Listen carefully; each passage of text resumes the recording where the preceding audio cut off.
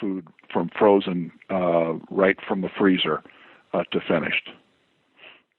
And you're able to actually achieve going from freezer to finished product and not having to thaw out because of these 3 different ways of cooking?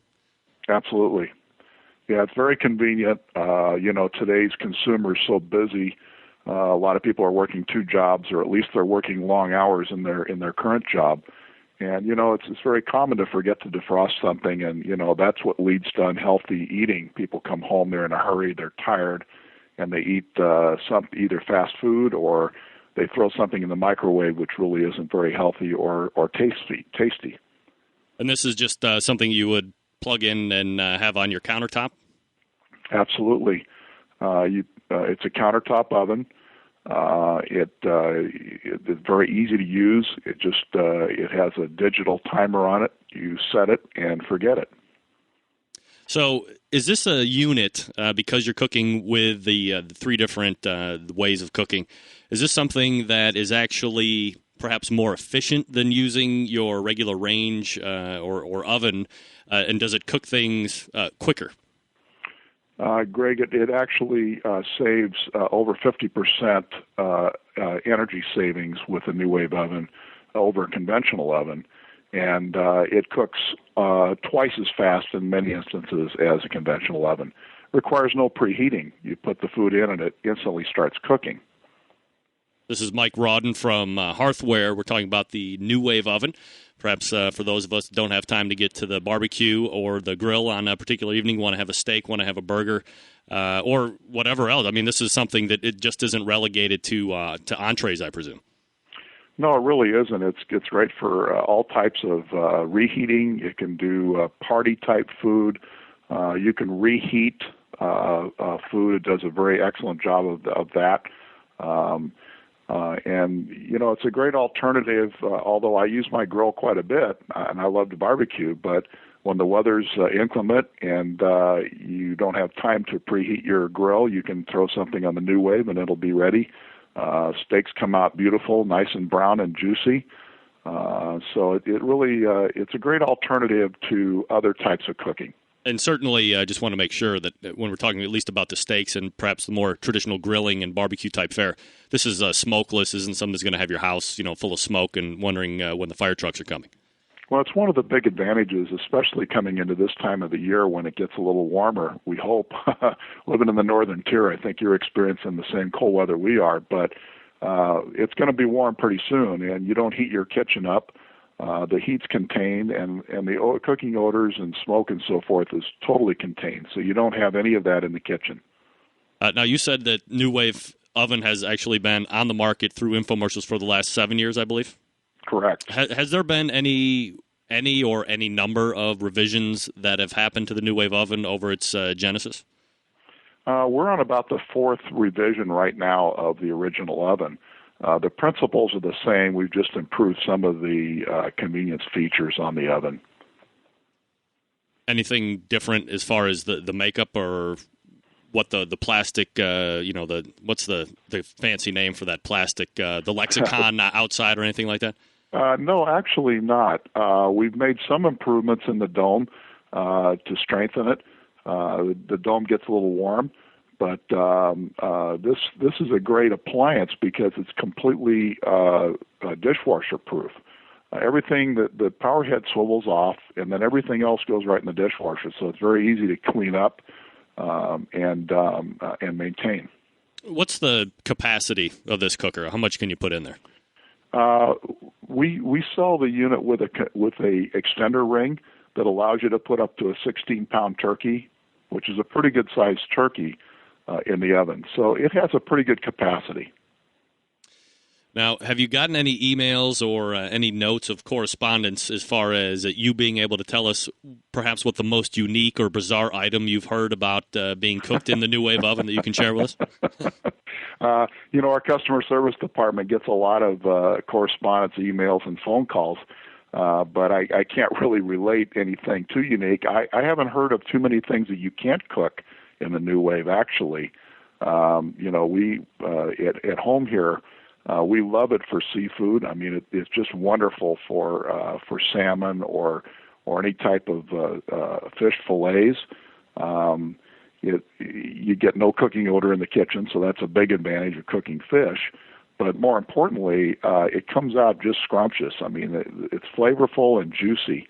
I've really never cooked fish any other way that's better than the NuWave Oven. Talking with Mike Rawdon, sales marketing at Hearthware, and this is the NuWave Oven we're talking about.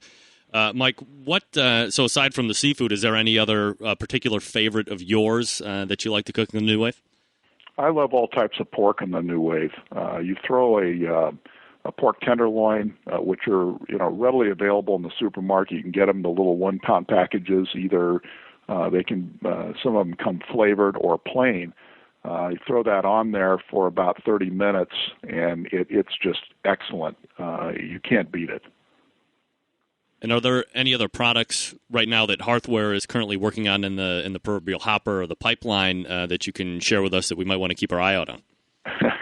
We don't have anything coming out immediately, but there are a number of products that are in development.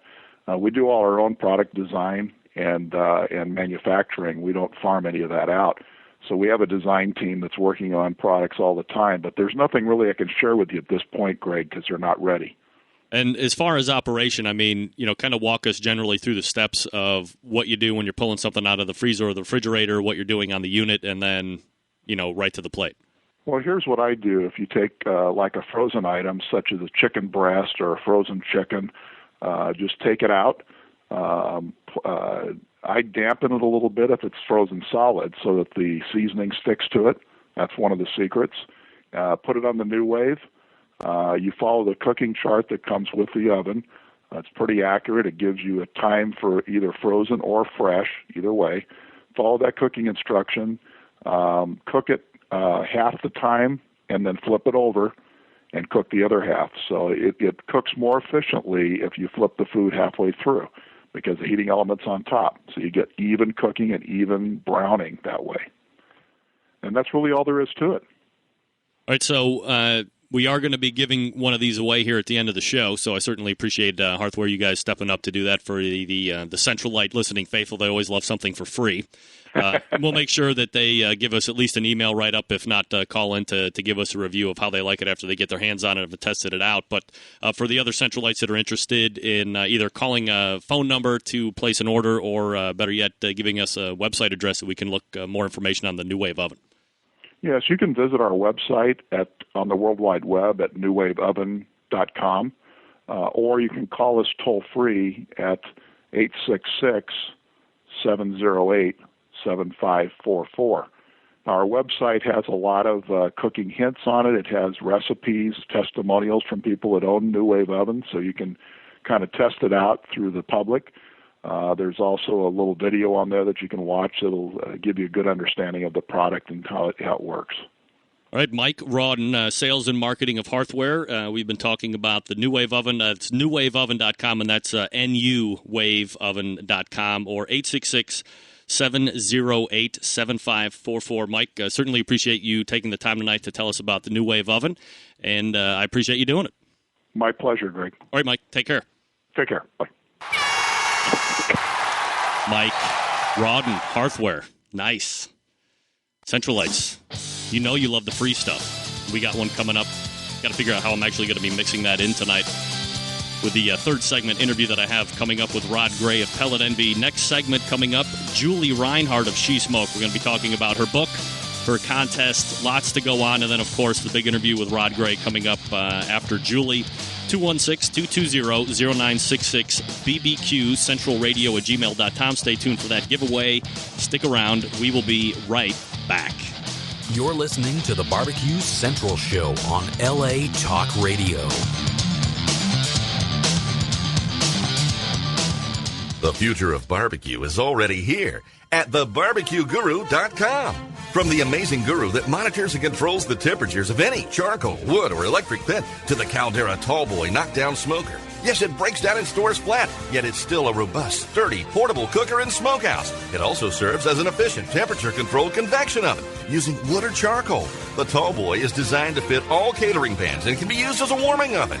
You can cook in any style you choose. Make ribs, chicken, jerky, vegetables, smoked cheese, whatever you want. Take it to KCBS competitions and unload it from the trunk of your car. TheBarbecueGuru.com is where you'll find the Caldera 3-Bay Caterer. It's stainless steel and uses charcoal or sterno for chafing purposes. And it doubles as a 3-bay sink or wash station with hot water and knocks down in seconds with no tools required for transportation and storage. The future of barbecue is here at TheBarbecueGuru.com. That's www.thebbqguru.com or call 1-800-288-GURU. Forget going from site to site to get all your barbecue and grilling supplies and make your first and final stop at fredsmusicandbarbecue.com. In the market for a new barbecue pit, we have all the big name brands like Big Green Egg and more. As a matter of fact, Fred's is staffed by eggheads and carries all the parts and accessories for the Big Green Egg. More of a pellet head, you say? Fred's is the pellet grill superstore with grills in stock from Traeger, Green Mountain, and Country Smokers from Louisiana Grills. Fred also carries smokers from Cook Shack, Bradley, and Weber as well as a full lineup of charcoal grills. And once you're outfitted with your new smoker or grill, you'll find absolutely everything you need to make your barbecue or grilling experience a success. Fred is also the creator and distributor of Tasty Licks barbecue products, including their great line of rubs, spices, and sauces. You gotta try them. You can also get your hands on a full lineup of marinades, accessories, lump charcoal, wood chips, pellets, chunks, and even the great grilling tools from Stephen Reichland of Barbecue U fame. Check Fred out on the web at fredsmusicandbbq.com or check out their fully stocked showroom in beautiful Shillington, PA. The phone lines are open on the Barbecue Central Show. Call 216-220-0966 to get on the air. Once again, here's your host, Greg Rempe.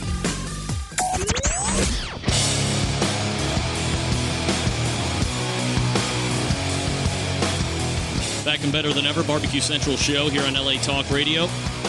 Thanks to Mike Rawdon from Hearthware, NuWave Oven, for coming on. Hey, do you make bad barbecue? Come on, admit it. Your barbecue doesn't taste as good as you want it to, and making great barbecue is easy with D-Dog's barbecue rubs and sauces with all natural ingredients. D-Dog's products will make your barbecue taste great and have all your friends and family begging for more. Order some today, ddogsbbq.com. That's DDOGSBBQ.com. Remember, D-Dog's barbecue rub is better than ketchup, of course. Nobody knows that more than my next guest. Always great, by the way, to have a lady smoker in the house, somebody that's not averse to getting in front of the hot coals or the barbecue grill or whatever, especially when she's a lady. I am talking about my next guest, Julie Reinhardt from She Smoke. Julie, thanks for coming on tonight. How are you? Oh, great, Greg. Thanks so much for having me. Yeah, thanks for coming on. Not only the author of She Smoke, which we'll be talking about tonight, but co-owner with your husband, Eric, of Smokin' Pete's Barbecue in Seattle. That's right, right in Ballard. How about you, restaurateur of smoker quality? What's that? I said you're a restaurateur of smoking quality. Yes, I am. Yeah, and we smoke it up 7 days a week at Smokin' Pete's. No day off, huh? No days off. That's right. Nice. So here's the question that I need to ask you before we get into the book and then the associated contest.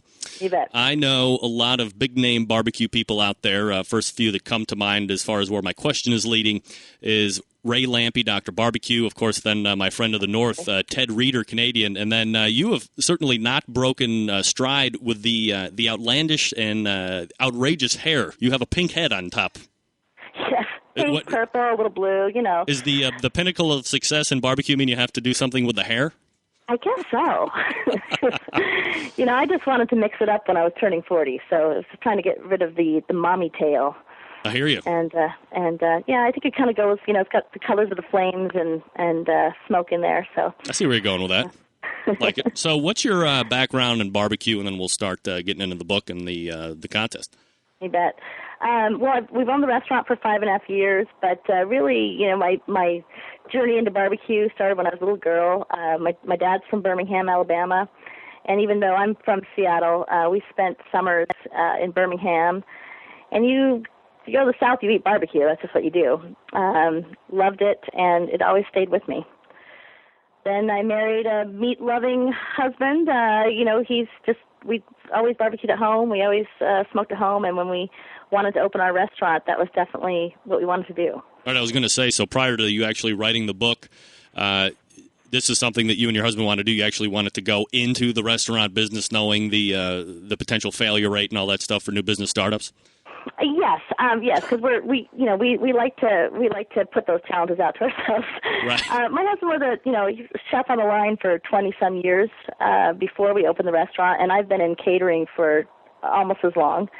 So restaurants and catering. We met at a restaurant, so we're kind of that. It's just in our blood. We've been working in restaurants since we graduated from college and got those degrees that in philosophy and Italian that naturally leads you to the restaurant business. Of course. Now, is there a lot of barbecue restaurant competition up there where you are in the Northwest?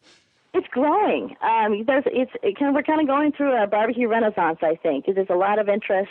Certainly nothing like North Carolina or some of the other wonderful hot spots, but definitely we're coming into our own in the Northwest. And obviously, Smokin' Pete's is really one of the high contenders there. You were recently voted 7th best barbecue joint in the West. That's right, from Sunset Magazine. That was exciting to get that, and we've got a lot of regular customers that are the ones that we love. We love them, and we love smoking for them.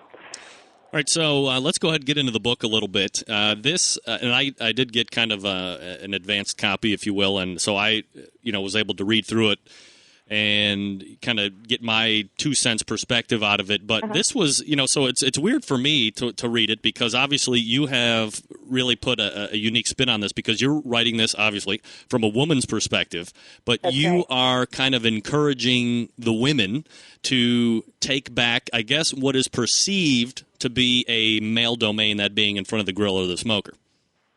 Yeah, for the most part, men dominate the barbecue. There's a lot of women out there that are especially in competition, that are in barbecue. But I have a theory that back in prehistoric times, it was actually women who were the first ones to barbecue up some woolly mammoth ribs, and I'm encouraging women to go back to our roots. So do you feel that there is some type of grill and barbecue sexist discrimination going on when it comes to the high heat and the low and slow cooking then? No, I just think that there's a lot of women that do just defer to the men, and it's such an amazing way to cook. It's just another kitchen, it's just an outdoor kitchen. I just want women to not have fear of fire, which it seems like a lot of women do. Not all, but a lot of women do. So I wanted to write a book that really was a guide that took them from starting a fire to what kind of equipment, so that they could gently and with thorough instructions for them to understand how we do it. And I must say, or I was going to say, I've read a number of other books that kind of people start getting into the barbecue, they start getting into grilling. A lot of people that kind of want to ramp up that learning curve quickly want to start reading stuff. So aside from forums and other online intricacies that they can get information at, obviously book is the next best thing. This book really, aside from being written from the woman's perspective to get the women out, whether you're man or woman, lots of great not only beginning info, but even for the intermediate and more expert type griller as well. Thank you. Yeah, I wanted to give people a full story of barbecue, from the history to some of the fun stories of barbecue, and introduce them to some people in what I call Barbecueville, from competition, barbecue women out there, and also chefs that were just notable or people that I know. And how did you go about gathering the information?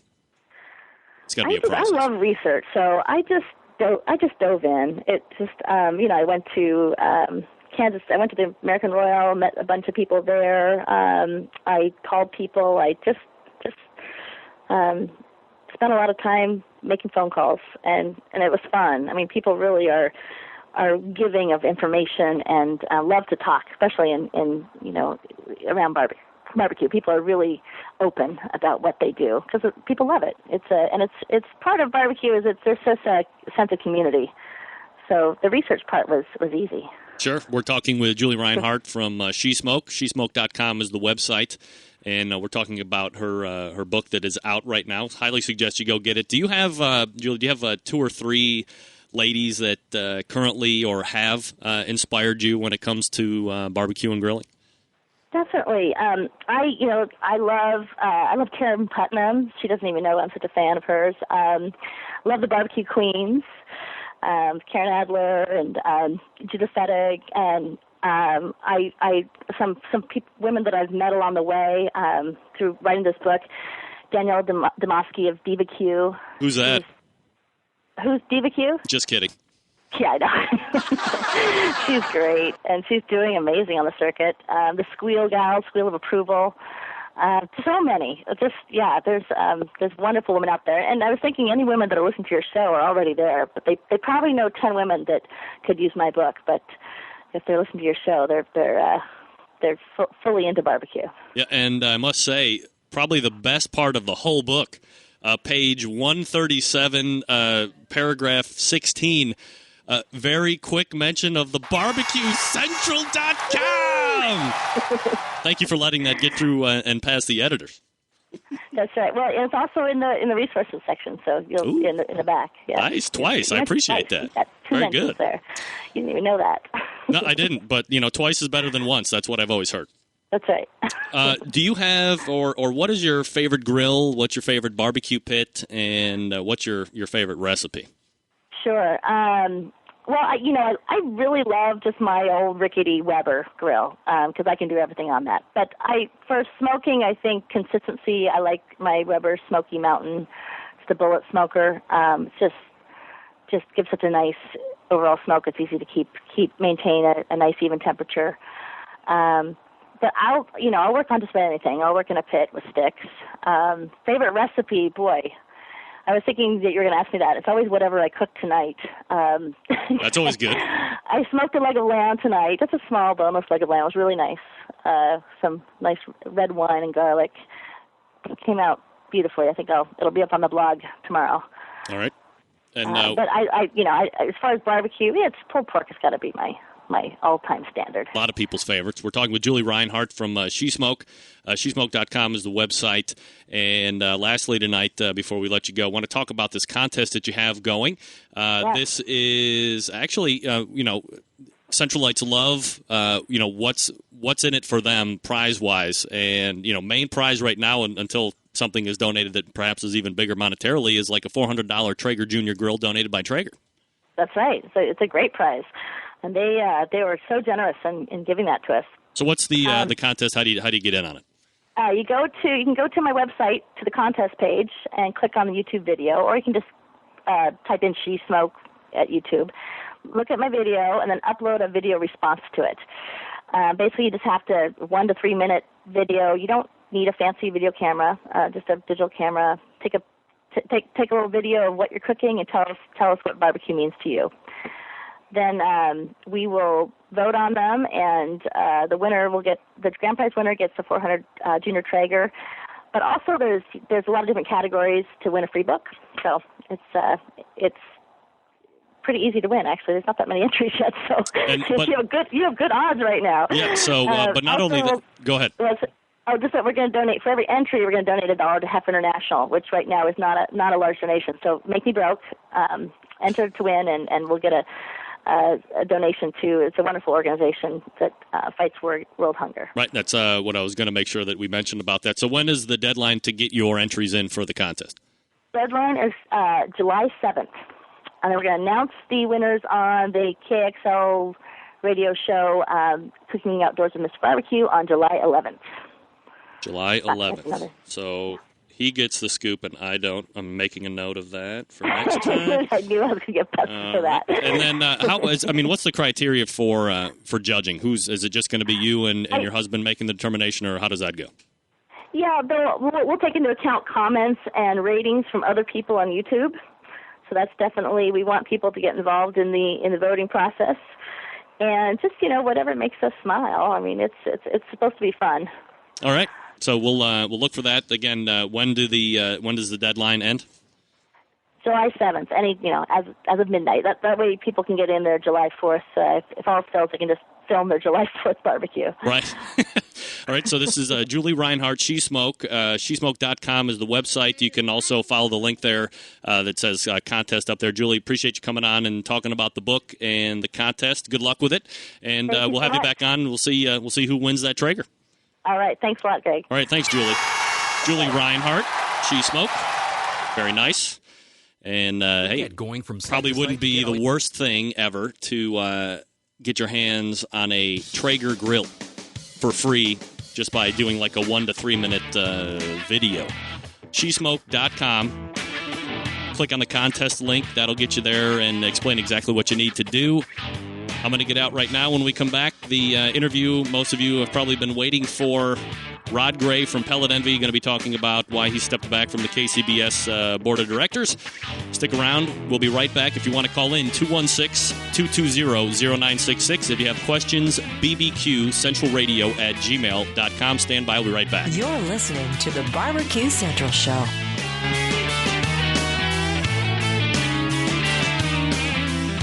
Forget going from site to site to get all your barbecue and grilling supplies and make your first and final stop at fredsmusicandbarbecue.com. In the market for a new barbecue pit, we have all the big name brands like Big Green Egg and more. As a matter of fact, Fred's is staffed by eggheads and carries all the parts and accessories for the Big Green Egg. More of a pellet head, you say? Fred's is the pellet grill superstore with grills in stock from Traeger, Green Mountain, and Country Smokers from Louisiana Grills. Fred also carries smokers from Cook Shack, Bradley, and Weber as well as a full lineup of charcoal grills. And once you're outfitted with your new smoker or grill, you'll find absolutely everything you need to make your barbecue or grilling experience a success. Fred is also the creator and distributor of Tasty Licks barbecue products, including their great line of rubs, spices, and sauces. You gotta try them. You can also get your hands on a full lineup of marinades, accessories, lump charcoal, wood chips, pellets, chunks, and even the great grilling tools from Stephen Reichland of Barbecue U fame. Check Fred out on the web at fredsmusicandbbq.com or check out their fully stocked showroom in beautiful Shillington, PA.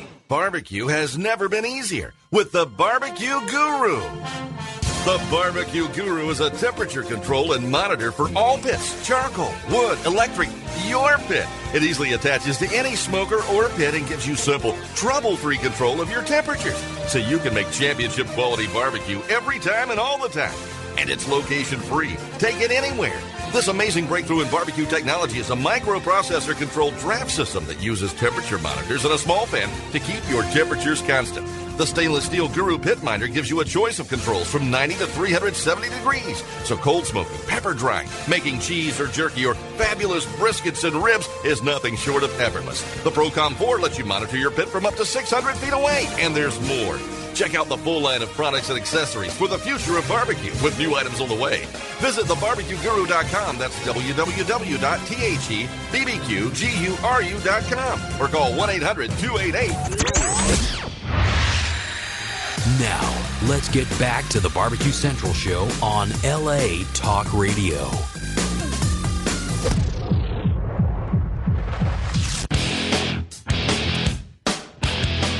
Welcome back to the Barbecue Central Show here on LA Talk Radio. Thanks again to Julie Reinhart from SheSmoke. SheSmoke.com is the website to go to. Click on the contest link to join up on the contest. Also, you can buy her book there as well. Very good.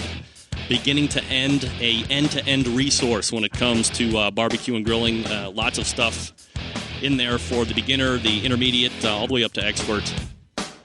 This portion of the show brought to you by the Barbecue Guru, makers of the CyberQ, the DigiQ2, the Procom 4 wireless automatic pit temperature control devices. Not to mention a host of other barbecue and grilling items to make your whole life when it comes to barbecue and grilling easier. Visit them on the web at thebbqguru.com or give them a call at 800-288-GURU. Or as promised, joining me now to talk about something that has kind of developed here over the last 4 or 5 days. And he is actually, I'm proud to say, friend of the show. He has done a barbecue roundtable chicken edition. He's been on a few other times just talking about Pellet Envy competition cooking team. I am, of course, talking about Rod Gray. Rod, thanks for coming on tonight. How are you? Hey, Greg, I'm great. I'm glad to be here, and I'm glad you consider me a friend of the show. I love what you do for barbecue, and I wish I could listen to your program more. It's a great thing. So that means you don't listen to it? Oh, no, I just don't always listen to it. All right, so certainly been kind of a whirlwind last few days. I guess What? What happened? Well, let me fill you in, and you can tell me.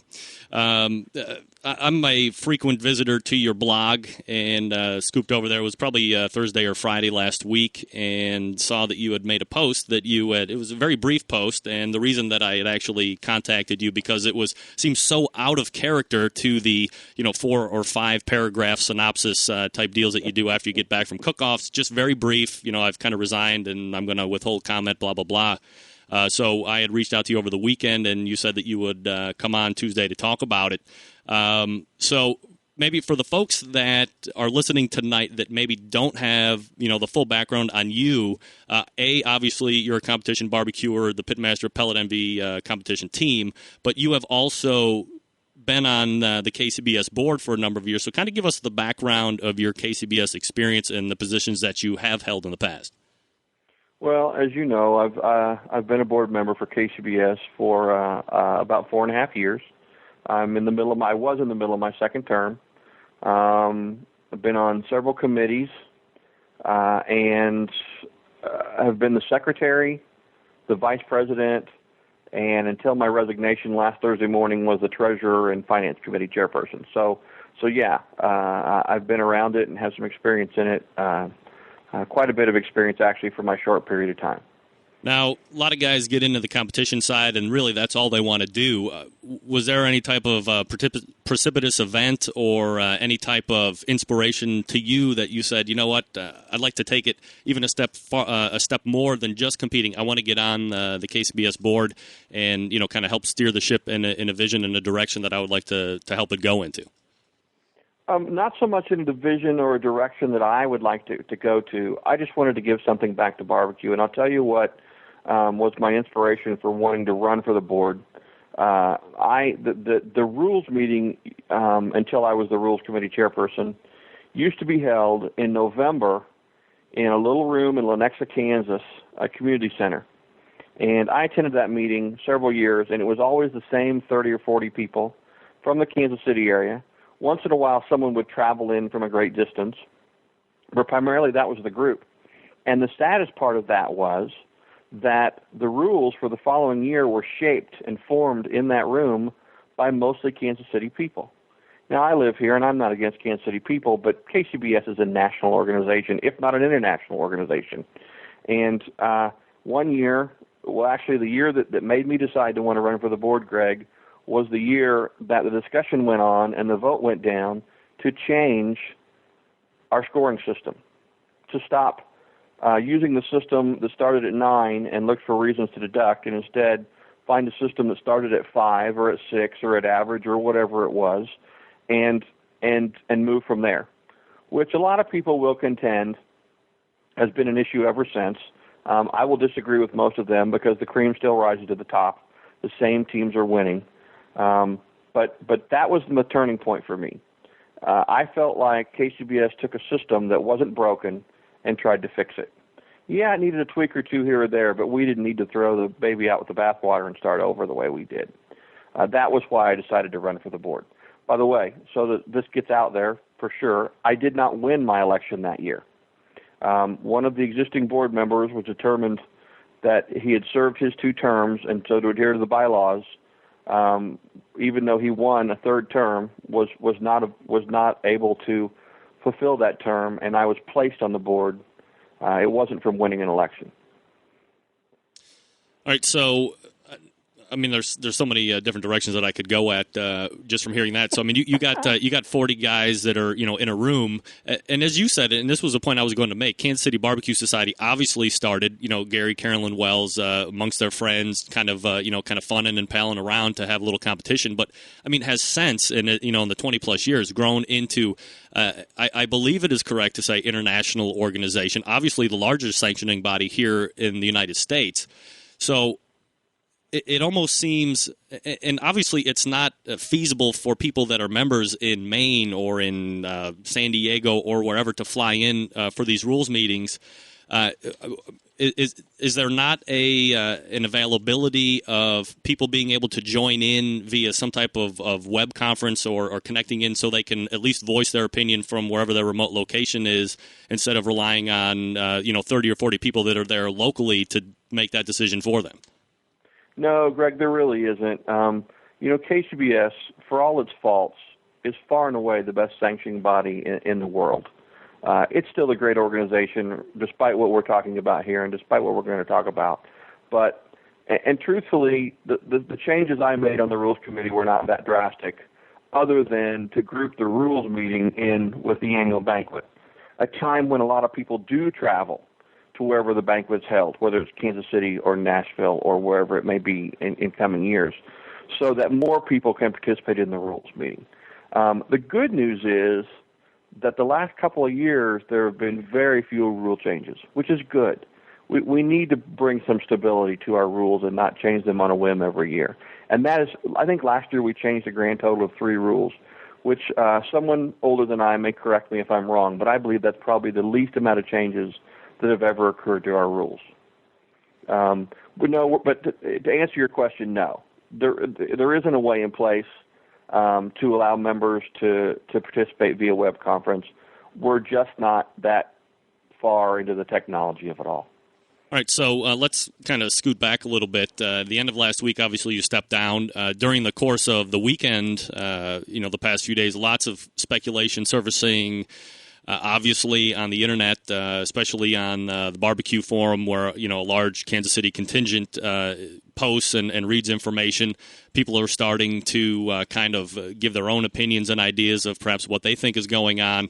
And, of course, not naming any one person in particular, but for those who have knowledge of the board of directors, I guess, it's probably not that hard to figure out who you might have been referring to. Was your time during your tenure, did you think things were fine and moving in the right direction? And then at what point did that kind of sour for you? Well, truthfully, the last few months, I've been pretty apathetic to what goes on in the boardroom. It's kind of having my fill of it. I'll tell you the condition of the board, in my opinion, and we were so tied up in the minutia of day-to-day activity of the Kansas City Barbecue Society, the minor details that our very capable staff could handle, that we could not focus on the future of barbecue. And truthfully, we are not strategic as a board. We're tied up in what went on between Johnny and Susie at that contest last month, and semantics of wording, and truthfully, the last few months of that, with everything else I have going on, as you know, I'm attempting to have a barbecue career. The jury's still out on that for sure, but I'm doing my best. There are just so many other aspects that I need to focus on, that this was a way I could free up some time in a situation that wasn't getting any better. So go ahead. Was there no other recourse for you aside from actually vacating the post then? Well, Greg, how do I answer that? The best thing I can tell you is, in the heat of an argument last Wednesday night, when I felt like nobody else on the board was even though they felt the way I did, would step up and be involved in this discussion. And some of the things that were said, it became evident on my drive home from that meeting. It became evident to me that things aren't changing anytime soon. And if things aren't going to change, I have better things to do with my time. I hate to say that, because a lot of people supported me. They voted for me. I thank them for that. I think I gave them my best for 4.5 years. Are they owed something more? Maybe they think they are owed something more. I think I've done the best I can do for them. And at some point, you wake up and you say, I have to do what's best for me, and this is what was best for me. We're talking with Rod Gray from Pellet Envy about his recent resignation from Kansas City Board of Directors. You say you have a lot of other members on the board that supported you. Can you? And obviously, I never want to point to any type of speculation, but is there any reason why, if they are under the same mindset, they wouldn't at least have your back or stand up with you under this type of atmosphere? Greg. I ask myself that question a lot. I have received overwhelming support since I've done this. The emails, the calls, the contacts, it's unbelievable. Maybe now those folks I left behind have the courage or the determination to make things that they think are wrong right. At the time, no, they weren't willing to join in. They weren't. And I need to set a couple things straight before you ask my next question. Yep. I'm seeing around on the internet that I was asked to leave, that I was removed from the meeting last Wednesday night. I was not. I finished that meeting. We adjourned, and I drove home. And on my own accord the next morning, with no one knowing, because I didn't want to be talked out of it, I resigned. Shortly after resigning, I had at least 3 phone calls asking me to reconsider. And anything else you hear from anyone is incorrect. In fact, we record our meetings at KCBS, and I happen to have a copy of that meeting. And if it persists, I'll be happy to put it out there for people to hear. I'm no longer on that board. But it went down in a way that I left on my own terms. Nobody pushed me out.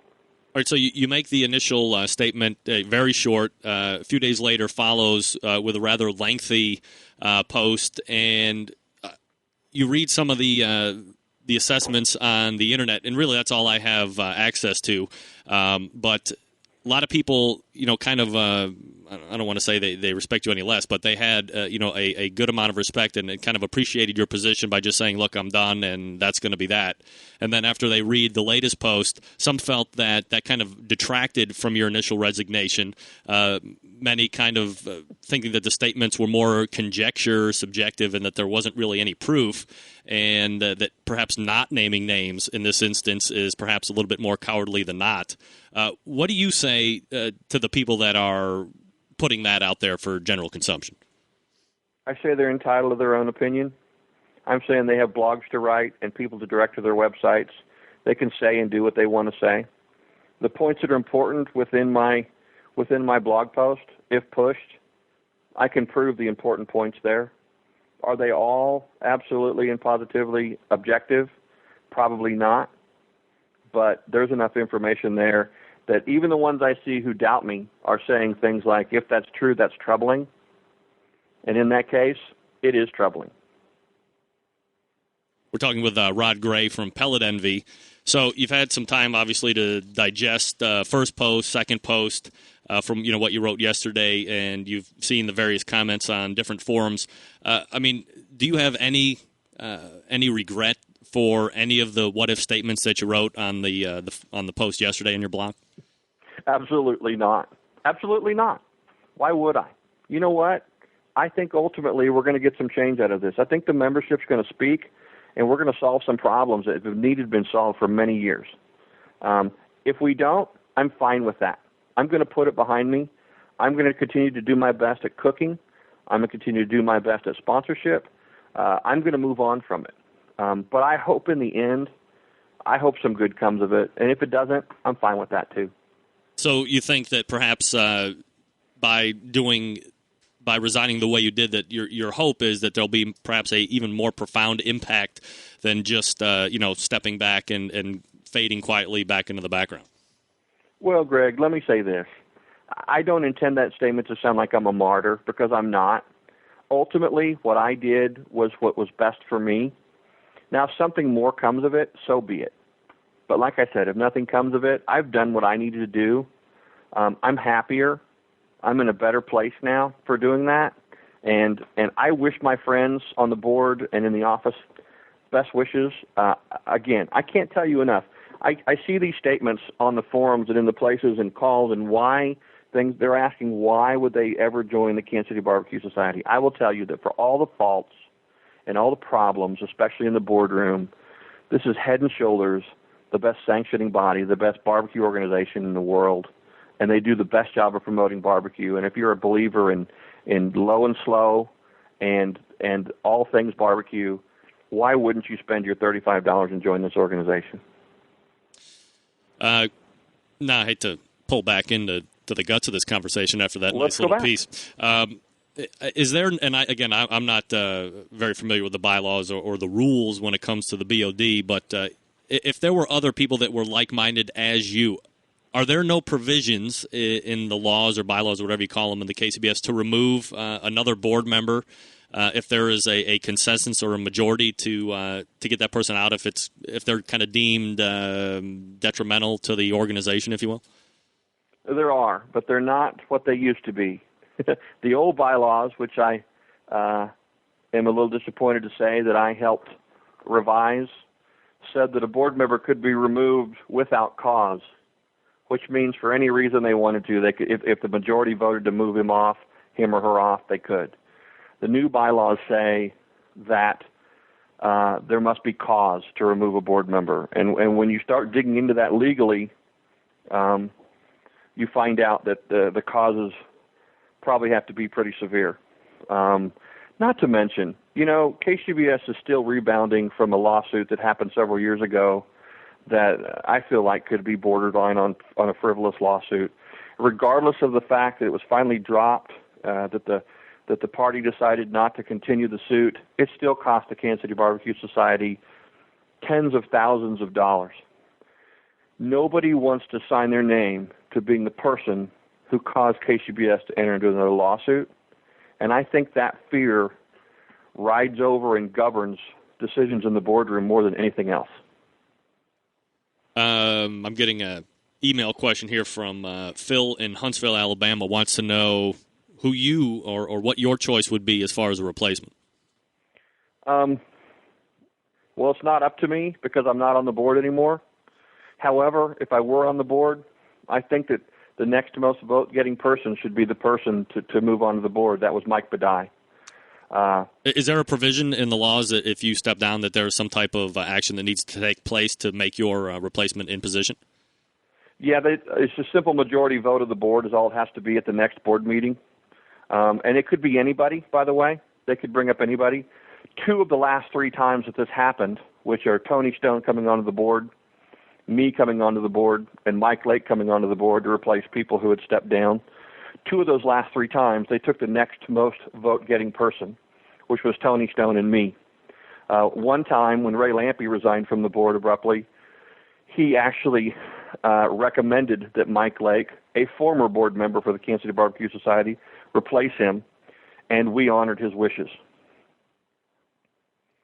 Talking with Rod Gray from Pellet Envy about stepping down from the Kansas City Barbecue Society Board of Directors last Thursday.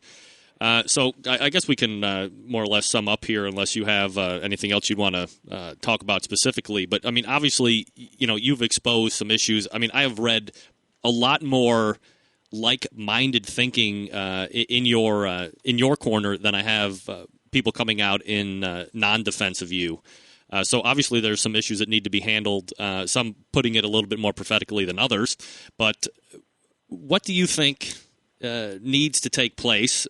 And perhaps more importantly, inside the actual inner workings of the board of directors itself to keep the KCBS on top and continuing to kind of lead the pack when it comes to sanctioning bodies? I think that every member on that board should look within themselves and determine for themselves if what they're doing is what's best for barbecue on the whole. Drop the pettiness. Drop the minutia, drop tying the board up for hours at a time dealing with the smallest of insignificant things. And if they can't do that, I think they need to step down for the betterment of barbecue. If they really, truly think that they're there to help make barbecue better, then they need to step down. Because I think it could get ugly, and I don't want to see that for the Kansas City Barbecue Society. I don't. I only want the best for them. And that was going to be my last follow-up question is, there were a few dissenting remarks saying if things don't get changed, and nobody was putting a specific time period on it, that perhaps KCBS might have seen its best days already, and either it would just kind of slowly sink down into an abyss of sorts, or perhaps some other faction would be born out of it, where like-minded individuals that want to see the sport and the art grow one way versus the way it had been being run in the KCBS, and now we have a new organization. Do you think that has any merit to it whatsoever? I don't. We're going to sanction 300 contests this year. The Kansas City Barbecue Society is going to sanction 300 contests this year. Who's the next closest to that? Probably Texas, and maybe they're close to that. But no, KCBS is not going anywhere. Honestly, despite the turmoil and the issues in the boardroom, the Kansas City Barbecue Society is successful, and they will continue to be successful. They will continue to be the world's largest sanctioning body, and they will continue to do good things for barbecue on the whole. Do you have any fear at all that you're going to be pursued legally because you've written this stuff on your blog at all? For what? What have I said, really? If you look at the folks that are criticizing what I've done, they all will tell you I've said nothing. Well, if that's the case, there's nothing someone can come after me for. Still there, Rod? I'm sorry. Yes, I am. Okay, one blank there for a second. We're talking with Rod Gray from Pellet Envy. You want to take one phone call before we wrap it up? Sure. I can't vouch for the quality, but I can hang up really quick. Hold on one second. We go to area code 281, Barbecue Central Show. You're on with Rod Gray.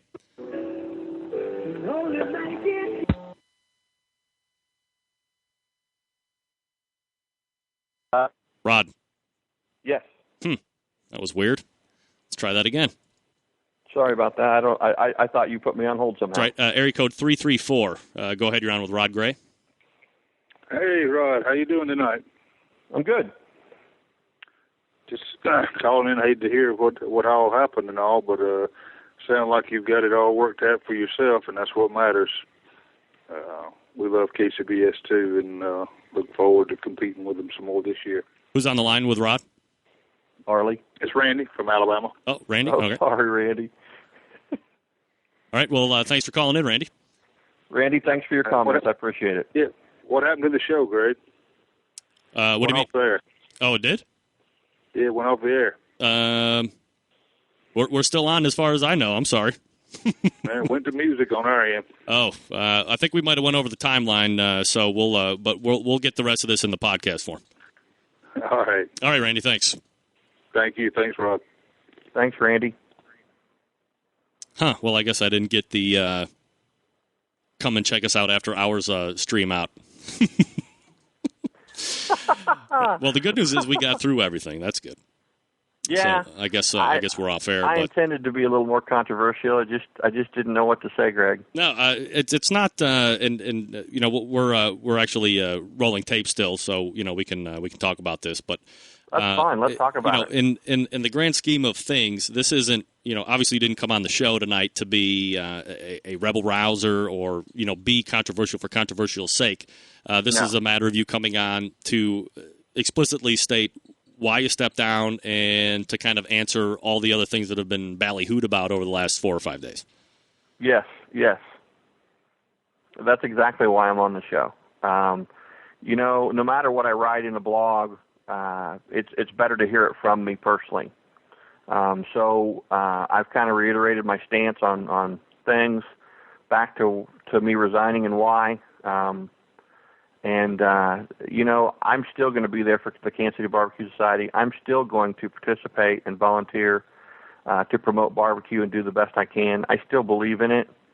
I've never met a more passionate group of people in my life. And I said in a blog post that your neighbor who you've never met would give you the shirt off their back if it would help you at a competition, and that is so true. I see it day in and day out in these competitions. Yeah, and There's nothing else like it. I've never read a post or I've never talked to anybody who isn't echoing the same sentiments over and over again that barbecue people are kind of a unique fabric and a unique culture of people that are helpful first before anything else, and that includes the competitive nature of wanting to win competitions that they're entered in. Right. That's exactly right, Greg. And you know what? It's not limited to any particular area of the country. No matter where I travel to, and I travel all over the country to cook competition barbecue, wherever I go, that same sentiment is there. That same attitude is there. It's just a great group of folks. You could not ask to hang out for 2 days with a better group of people. All right, Rod, so anything coming up this weekend you want to promote? Oh, we're headed out to Frisco, Colorado for that event. I've never cooked it. I've heard such great things about it. There's great pictures on the website. They get 30,000 or 40,000 people down this long Main Street. I've participated at Dillon, which is only a few miles away, and it's a similar event, but it's kind of a spider web of streets. And so this is going to be really unique to have everybody all out there partying on the same street. Beyond that, we're coming out to Washington, D.C. to cook the weekend after that in the MIM KCBS doubleheader. Did that last year. 150,000 people on Pennsylvania Avenue, not far from the White House and the Capitol. Nice. That is like no other event I've ever participated in. I can't wait to get there again. It was a great experience. We're going out there for Grease Lightning, of course, because they're our sponsor, and they asked us to go. But Greg, are we done, or can we talk some more? Because there's two more things I would like to say. No, I mean we're rolling tape, so this will all be available, tomorrow after I upload it to the server. So go ahead. Okay. Well, I want to say this. I have looked around a little bit on the forums. I haven't read every post. I don't know exactly what's being said. I've kind of touched on the high points, and believe me, several people have forwarded things to me that they thought I should see. And I'm okay with the folks who disagree with me. I think that's part of it. I've had several people send me notes and said, you know what, I really appreciated your time on the board, even if I didn't agree with the way you voted. Those are the people I would love to see on the board that understand we can have a different opinion and still cook side by side or work side by side. But I've got to say this. The response I received after having done this and having made that blog post has been amazing. And if I'm so much the problem, then why does so much of the KCBS board and the staff feel so good about what I've done? If I'm the problem, they would feel bad about what I've done. And I can tell you that the large majority of them feel great about it. All right, so I think that speaks more than anything else about what I've done here. So, I mean, isn't it more bittersweet for you to resign and then get all of this, wave on support of, this is great, we're behind you 100%, and yet there's still a lack of, for better term, testicular fortitude for the people that really matter. I mean, we're not talking about just cooks, but the people within the organization that they're not, when it counts the most, when change could be made at that point, don't back you up. I mean, that has to be, in some respects, kind of disheartening and maddening all at the same time, frustrating. Okay, it is, Greg, but realize that I was also in that group for several months. I was also one of those people who just let this stuff go on, who allowed it to happen. And, there were a lot of things that finally brought me to the realization that it was time to give it up. And I've mentioned several of them this evening.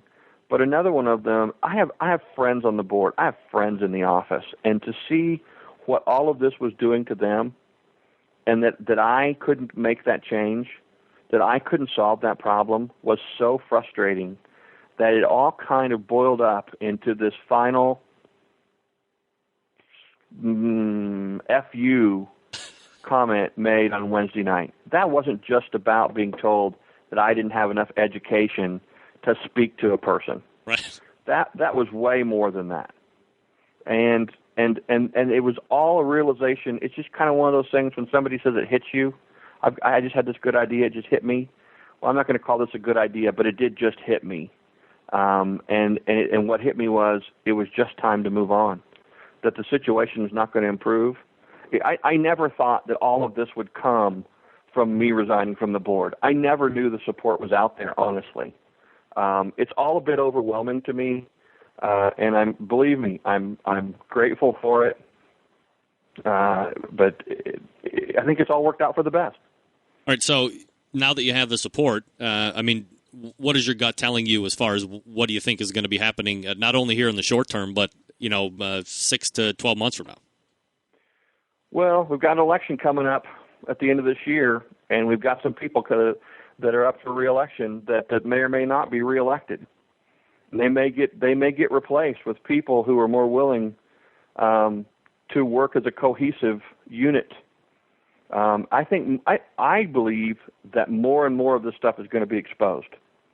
I think there's more and more of it out there. I hear things every day. If you think I've unloaded both barrels in my blog post, you're wrong. there's so much more I could tell. It just isn't worth it. I think I've done enough damage to the Kansas City Barbecue Society by making that post, and I want things to get better from here forward. But believe me, there's plenty more where that came from. I have an email question that just came in, even though we're technically not on the radio.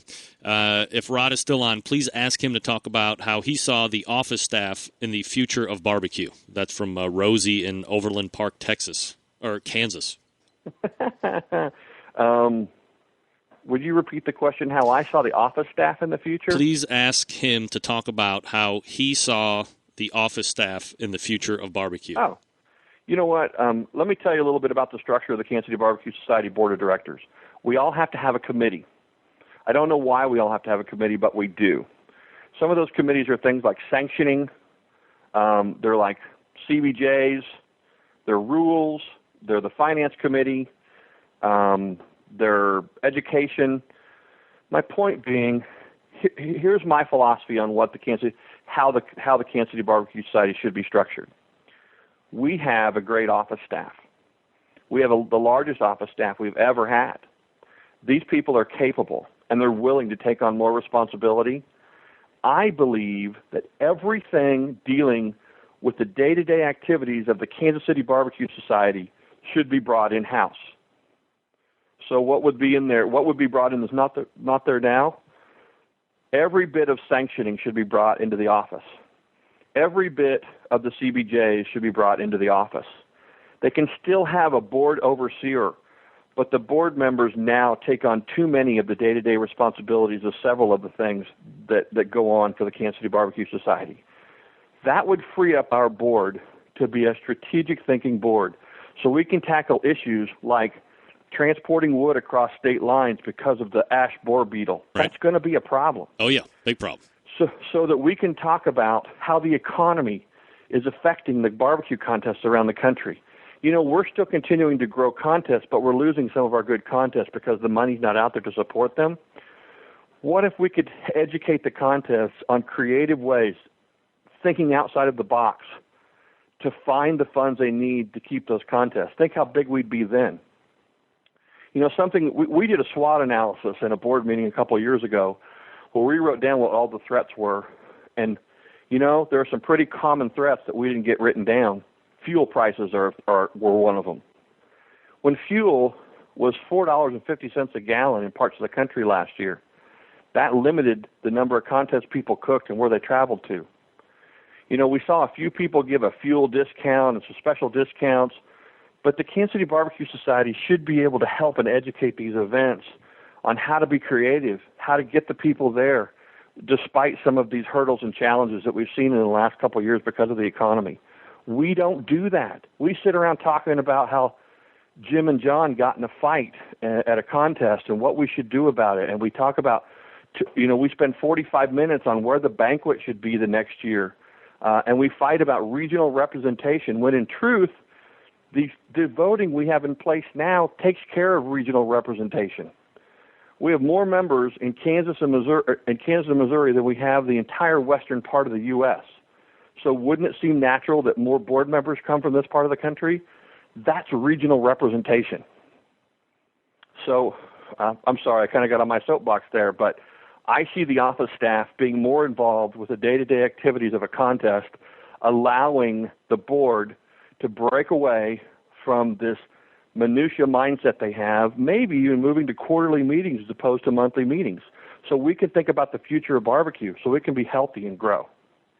Is there any, if you're looking at the board and you're looking at, I don't know, you know, any of these guys personally and what their average age is, but I mean, is there some type of a good old boy or we're going to do it this way because this is the way we've always done it type of mentality where, you know, I'm, you know, probably considerably less than what the average demographic of a barbecuer or a competitive barbecuer is, you know, 35 years old, you know, blah, blah, blah. But you're a pup. Yeah, but is there a potential for, you know, perhaps some newer blood to coming in and actually instead of perhaps continuing to run it as it was 20 years ago as just kind of like an organization, but trying to make it more corporate, but actually putting more of a corporate mindset and running it like a business, as you say, strategically in order to get that into place. Is age any type of a placate into why this is happening, or not really? Well, I don't have it. 4.5 years sounds like a long time on one hand, but on the other hand, it's a very short period of time, considering the Kansas City Barbecue Society will be 25 years old in 2011. And there's always been the good old boy stories out there, but you know what? I think that you could mold that into about any situation you wanted to. So I'm seeing some new faces. We're seeing people from other parts of the country.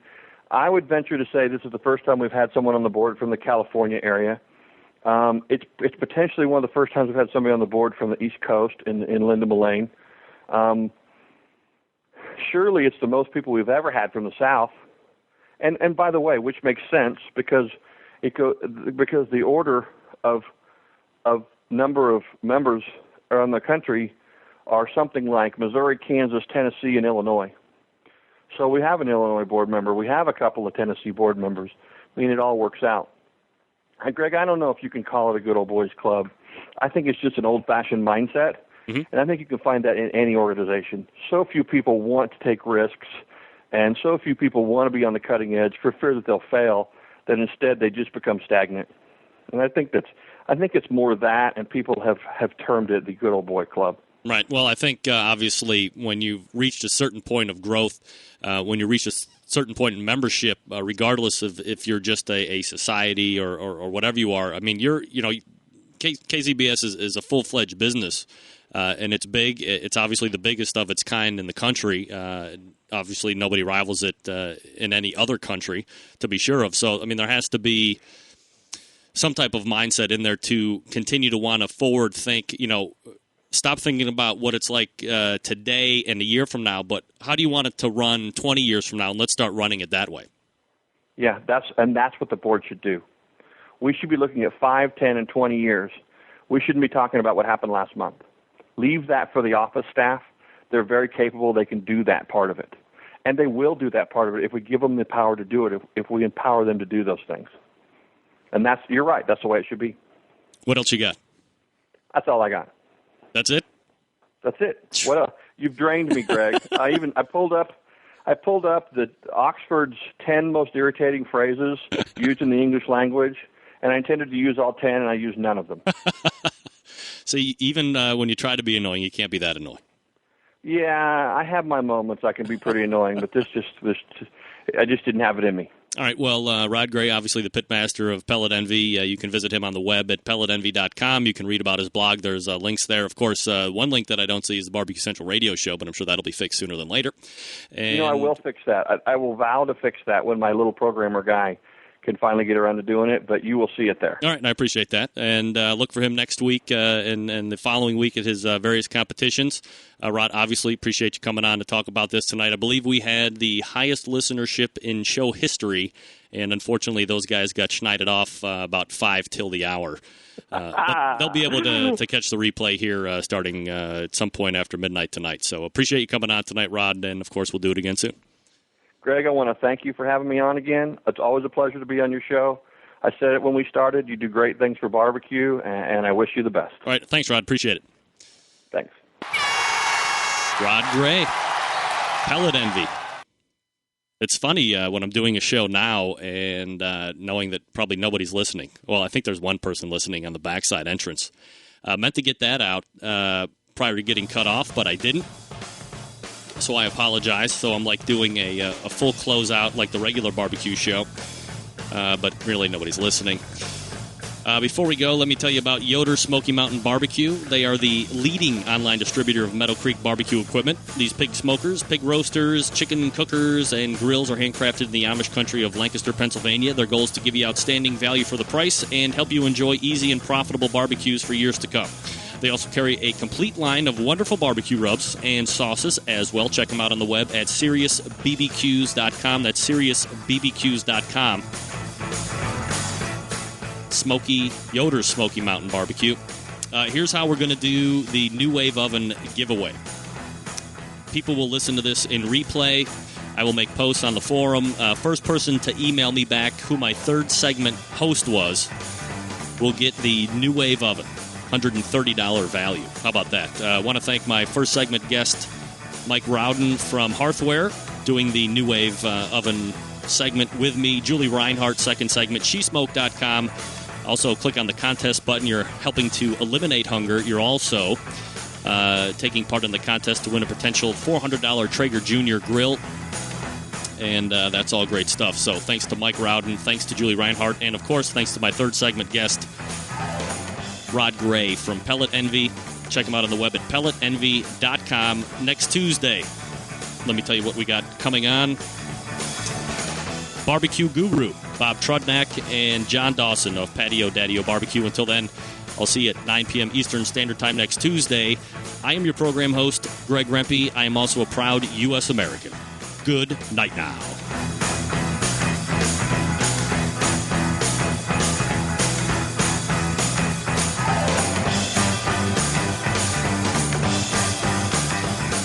Get going from site to site to get all your barbecue and grilling supplies and make your first and final stop at fredsmusicandbarbecue.com. In the market for a new barbecue pit, we have all the big name brands like Big Green Egg and more. As a matter of fact, Fred's is staffed by eggheads and carries all the parts and accessories for the Big Green Egg. More of a pellet head, you say? Fred's is the pellet grill superstore with grills in stock from Traeger, Green Mountain, and Country Smokers from Louisiana Grills. Fred also carries smokers from Cook Shack, Bradley, and Weber as well as a full lineup of charcoal grills. And once you're outfitted with your new smoker or grill, you'll find absolutely everything you need to make your barbecue or grilling experience a success. Fred is also the creator and distributor of Tasty Licks barbecue products, including their great line of rubs, spices, and sauces. You gotta try them. You can also get your hands on a full lineup of marinades, accessories, lump charcoal, wood chips, pellets, chunks, and even the great grilling tools from Stephen Reichland of Barbecue U fame. Check Fred out on the web at fredsmusicandbbq.com or check out their fully stocked showroom in beautiful Shillington, PA. Barbecue has never been easier with the Barbecue Guru. The Barbecue Guru is a temperature control and monitor for all pits, charcoal, wood, electric, your pit. It easily attaches to any smoker or pit and gives you simple, trouble-free control of your temperatures so you can make championship quality barbecue every time and all the time. And it's location-free. Take it anywhere. This amazing breakthrough in barbecue technology is a microprocessor-controlled draft system that uses temperature monitors and a small fan to keep your temperatures constant. The stainless steel Guru Pit Minder gives you a choice of controls from 90 to 370 degrees. So cold smoking, pepper drying, making cheese or jerky, or fabulous briskets and ribs is nothing short of effortless. The Procom 4 lets you monitor your pit from up to 600 feet away. And there's more. Check out the full line of products and accessories for the future of barbecue with new items on the way. Visit thebarbecueguru.com. That's www.thebbqguru.com. Or call 1-800-288-GURU.